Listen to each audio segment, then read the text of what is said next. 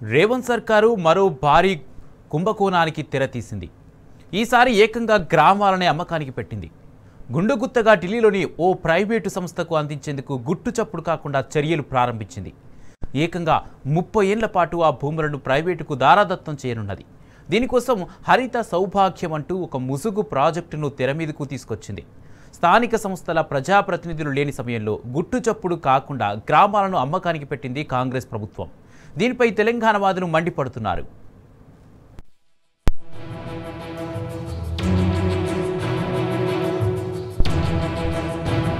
గుంట భూమినైనా వదలకుండా రియాలిటీ దందాకు మళ్లిస్తున్న కాంగ్రెస్ ప్రభుత్వం ఇప్పుడు పల్లెలోని భూములపై పంజా విసురుతోంది. రాష్ట్రంలోని దాదాపు 12,000 గ్రామ పంచాయతీలకు చెందిన నిర్ణీత భూములను ఢిల్లీలోని IORA ecological solutions private limited అనే ప్రైవేట్ సంస్థకు కట్టబెట్టడానికి రేవంత్ రెడ్డి ప్రభుత్వం సిద్ధమైంది. ఈ మేరకు హరిత సౌభాగ్యం పేరిట ఒక ప్రాజెక్టును తీసుకొచ్చింది. దీనిని హరితవరాన్ని పెంచేందుకు చేపట్టిన పథకమని ప్రభుత్వం చెప్తుంది. అయితే వాస్తవానికి అది పథకం కాదని, ఐఓఆర్ఏ సంస్థ చేపట్టిన ప్రాజెక్ట్ అని గ్రామ సభల ద్వారా తెలియవచ్చింది. గత సంవత్సరం ఆగస్టు 28న ఐఓఆర్ఏ సంస్థతో ఒప్పందం కుదుర్చుకుంది. ఆ ఒప్పందం ప్రకారం ఈ ఏడాది ఏప్రిల్ 26న రంగంలోకి దిగింది. హరిత సౌభాగ్యం ప్రాజెక్టులో పాల్గొనడానికి గ్రామ సభలు నిర్వహించి సమ్మతి పత్రాలను ఇవ్వాలని పంచాయతీరాజ్ గ్రామీణ అభివృద్ధి శాఖ ఈ అన్ని జిల్లాలకు ఆదేశాలు జారీ చేసింది.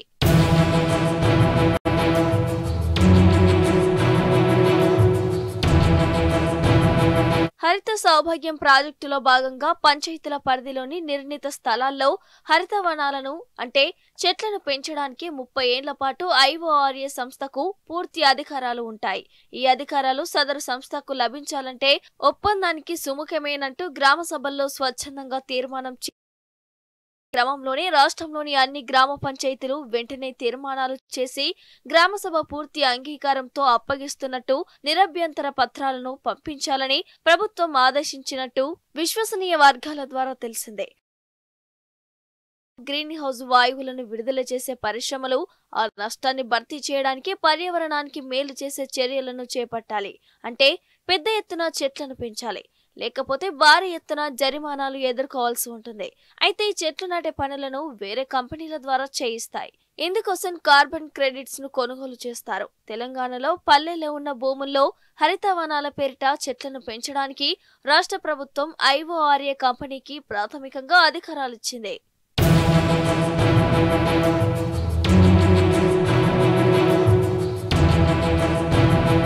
ప్రస్తుతం పల్లెల్లో పచ్చని వాతావరణానికి కొదవలేదు. కేసీఆర్ ప్రభుత్వం తీసుకొచ్చిన హరితహారం పథకం వల్ల 8 ఏళ్ల వ్యవధిలోని రాష్ట్రంలో పచ్చదనం 6.67% మేర పెరిగింది. 2015లో 19,854 చదరపు కిలోమీటర్లుగా ఉన్న అటవీ విస్తీర్ణం 2023 నాటికి 21,179 చదరపు కిలోమీటర్లకు పెరిగింది. ఇప్పుడు హరిత సౌభాగ్యం వంటి ప్రాజెక్టుల పేరిట రాష్ట్ర ప్రభుత్వం కొత్తగా చెట్ల పెంపకాన్ని చేపట్టాల్సిన అవసరమే లేదు. అయినప్పటికీ ప్రభుత్వం పల్లెలోని భూములను ఓ ప్రైవేటు కంపెనీకి కట్టబెట్టాలనుకోవడంపై పలు అనుమానాలు వ్యక్తమవుతున్నాయి. రాష్ట్ర వ్యాప్తంగా దాదాపు 12,000 గ్రామ పంచాయతీల పరిధిలో ఉన్న 100 కోట్ల రూపాయల విలువైన భూములను రేవంత్ ప్రభుత్వం ఢిల్లీలోని ఓ ప్రైవేటు సంస్థకు ఎందుకు అప్పగిస్తుంది అనే అనుమానాలు సర్వత్రా వ్యక్తమవుతున్నాయి.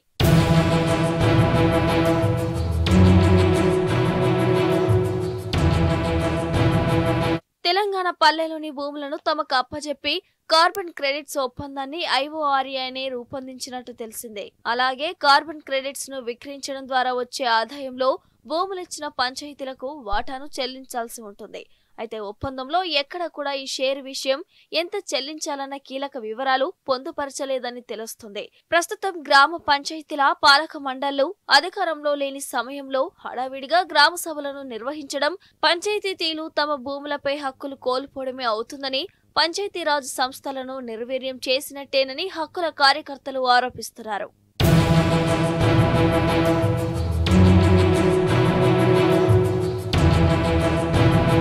తెలంగాణ పల్లెల భూములపై 30 ఏళ్ల పాటు అధికారాలు పొందుతున్న సదరు ప్రైవేటు కంపెనీ 8,000 కోట్ల నుంచి 60,000 కోట్ల వరకు లాభాలు ఆర్జిస్తుందని, ఆ మేరకు తెలంగాణ పల్లెలు నష్టపోతాయని హక్కుల కార్యకర్తలు చెబుతున్నారు. వారి అంచనా ప్రకారం ఒక గ్రామ పంచాయతీలో 1 ఎకరాన్ని ఐఓఆర్ఏ కంపెనీకి అప్పగిస్తే ఆ స్థలంలో ఆ సంస్థ 4000 చెట్లను పెంచగలదు. కొన్ని కారణాల వల్ల వాటిలో 3000 చెట్లు మాత్రమే మిగిలాయనుకుంటే ఒక్కో చెట్టు 30 ఏళ్లలో 1 టన్ను కార్బన్ క్రెడిట్ ను ఉత్పత్తి చేయగలదు. అలా 3000 చెట్లు మొత్తంగా 3000 కార్బన్ క్రెడిట్లను సృష్టించగలదు. బహిరంగ మార్కెట్లో ఒక్కో కార్బన్ క్రెడిట్ విలువ 1720గా ఉంది. అంటే 3000 చెట్లు కలిపితే మొత్తంగా 51 లక్షల మేర సంపదను సృష్టించగలవు. తెలంగాణలోని మొత్తం 12,000 పంచాయతీలను కలుపుకుంటే ఈ మొత్తం 6,120 కోట్ల వరకు ఉంటుందని అంచనా. అందరూ గ్రామ పంచాయతీల్లో 1 కంటే ఎక్కువ ఎకరాల భూమిని తీసుకున్నా చెట్ల నష్టం ఉండకపోయినా ఈ మొత్తం 60,000 కోట్ల వరకు పెరగొచ్చని చెప్తున్నారు. ఇప్పుడు రేవంత్ ప్రభుత్వం చర్యలతో పల్లెలకు రావాల్సిన వేల కోట్ల రూపాయల ఆదాయం ప్రైవేటు కంపెనీకి చేరుతుందన్నది ఆందోళన వ్యక్తం చేస్తున్నారు.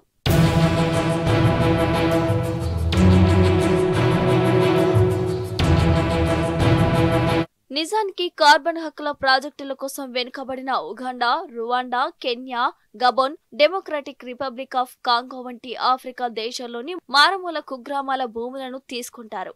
అలాంటి ప్రాంతాల్లో భూమికి విలువ అనేది ఉండదు. కంపెనీలు, మౌలిక వసతుల వంటి అభివృద్ధి ప్రాజెక్టులకు చోటు ఉండదు. అయితే కేసీఆర్ ప్రభుత్వ హయాంలో తెలంగాణ భూముల విలువ ఆకాశానికి తాకింది. ఎకరం భూమి విలువ కోట్లకు చేరింది. నీటి వసతులు మెరుగవడం, పరిశ్రమలు క్యూ కట్టడం, ఉపాధి అవకాశాలు పెరగడంతో ఇదంతా జరిగింది. అలాంటి కోట్లు పలికే భూములను ఓ ప్రైవేటు కంపెనీకి అప్పగించడం, పైగా చెట్ల పెంపకంతో వచ్చే లాభాలపై సరైన వివరణ ఇవ్వకపోవడం విమర్శలకు తావిస్తుంది. ఆఫ్రికా దేశాల కంటే తెలంగాణ హీనంగా కనిపిస్తుందా అంటూ తెలంగాణ వాదులు రేవంత్ సర్కార్ పై మండిపడుతున్నారు.